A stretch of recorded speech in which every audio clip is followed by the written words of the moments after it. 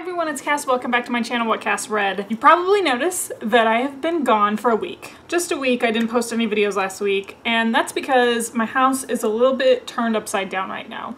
If you could see the whole everything surrounding me right now, aside from what's just in the shot, you'd be appalled. And that's because it was my spring break. I decided to do some deep cleaning, some decluttering, and now it's just trying to get everything back in order. I'm back to film some videos for this week. Because I was doing some decluttering, that's right, I went through my bookshelves all over again, and I have gotten rid of 3 boxes of books. 3 boxes of books. I'm not gonna go through all of them because we'd be here for forever. There's a box right here. I don't know.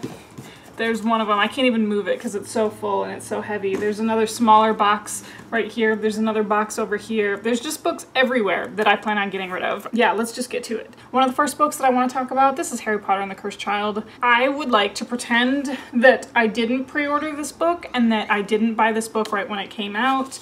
I would like to pretend that this doesn't even exist as a part of the Harry Potter canon. It was not my favorite thing that I've ever read. I was pretty disappointed in it as it came out. I don't even remember what the star rating that I gave to it on Goodreads. It was not what I wanted. I'm sure that seeing it visually on stage, I might feel different about the fact that it is a screenplay, and I knew that going in, but it's just like, there were some inconsistent things that the characters did where I was like, that would never have happened if J.K. Rowling was truly at the helm, but because this is fan fiction and it was given the blessing by J.K. Rowling, it didn't read like characters that she had crafted. So, not a fan of this. I'm gonna unhaul this. This needs to get out. I'm also going to unhaul the entire Wicked series written by Gregory Maguire. So that consists of Wicked, book number 1, Son of a Witch is book number 2, A Lion Among Men is book number 3, and Out of Oz is book number 4. So I do have all 4 of the books in the series. If I was going to make a video of one of the most forgettable book series of all time, I would include this whole series. As you can see, I've read all 4 of them. I haven't delved into any of the other books written by Gregory Maguire, and it's probably Gregory Maguire that turned me off to fairy tale retellings, because I'm not a fan of Gregory Maguire, and yet I kept going because I wanted to know if Elphaba truly did live. I love the musical. I'm not a fan of the books. The books just left me feeling really uncomfortable half the time, and all of the books end in just odd cliffhanger, really unsatisfactory ways. I'm just not a fan of any of them, so I'm gonna get rid of all 4 of them. And these are all of the books written by Amelia Atwater Rhodes. I won't be rereading these again anytime soon. They have all been reread at some point or another. These were just like my Bibles when I was in junior high. So they did serve a purpose, but they no longer serve a purpose on my shelf, so I'm just gonna get rid of all of them. Okay, so there's 2 different book series in here, and so the first is now called The Den of Shadows Quartet, if you ever see any of the Amelia Atwater Rhodes bind-ups, but that consists of In the Forest of the Night, that's the first one.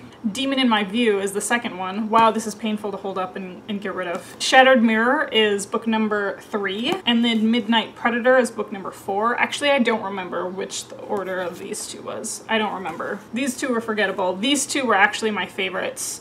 Maybe I'll keep these. Oh, damn it. That goes against all of the tidying up and the getting rid of things that I went through. Okay, you know what? I'm gonna set them over on the side. Okay, so then we'll get rid of Shattered Mirror and Midnight Predator. Wasn't a fan of these, even when I read them when I was a teenager. So these 2 books are just teenagers in a supernatural setting. So there's vampires, there's werewolves, there's witches who are there's witches who are vampire hunters. And this was just a really great supernatural paranormal series to get into as a teenager. And this was before vampire books were huge. This is 145 pages. I wouldn't even put these up against some of the young adult books that are out right now. They're full of little tropes. Amelia Atwater Rhodes was 14 when she first wrote these books, but these could be like a good nostalgia read for some people who are more closer to my age. But these are very short, quick reads. So those ones are the paranormal ones. And then she does have a whole series on Shapeshifters. So the first one that I actually really liked was Hawk Song. This is the Kiesh Ra Volume 1. This is the Shapeshifter series. So Hawk Song is book number 1. I'm actually going to put that in the maybe pile. I really like that one.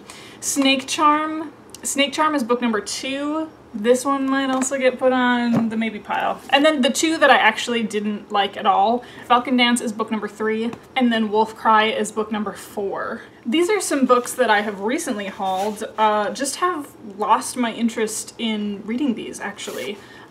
So you'll be really surprised to see them probably, but I was a little bit iffy on them when I hauled them the first time around. So this is Walk on Earth a Stranger, written by Ray Carson. This is a YA novel.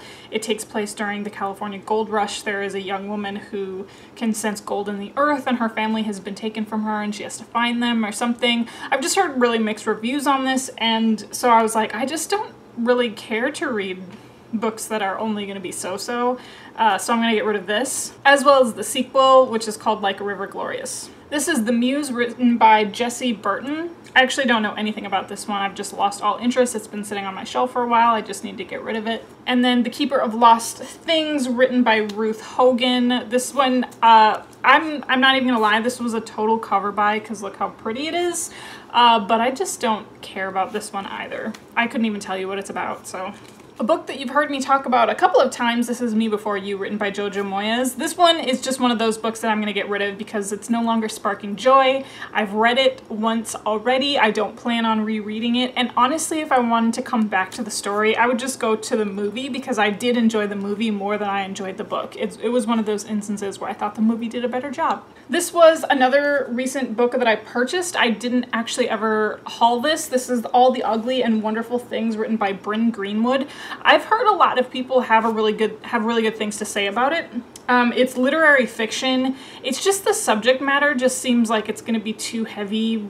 I don't want to read something that's going to be so heavy right now. So this is about some young kids who grew up with drug dealers as parents, and there's a lot of really deep, heavy stuff that happens in this book, and I'm just not gonna, I don't feel like putting myself through that, so I'm gonna unhaul this one. Speaking of deep, heavy things that I'm going to unhaul, surprise, surprise, this is actually a book that was on my March TBR, was on my February TBR. This was a part of the Around the World in 1,000 Pages book club. This is I Hear Your Voice, written by Young-Ha Kim. This is a story about 2 young boys who grew up in the streets of Seoul, South Korea.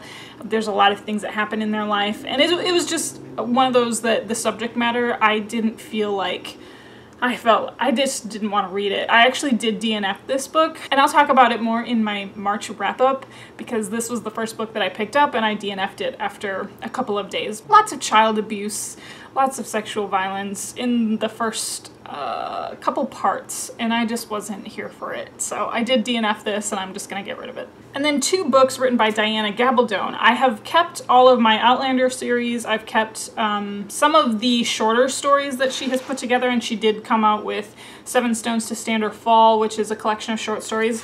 These are 2 of the Lord John Grey novels. So this one is Lord John and the Hand of the Devils, and then this one is Lord John and the Private Matter. I've read this one.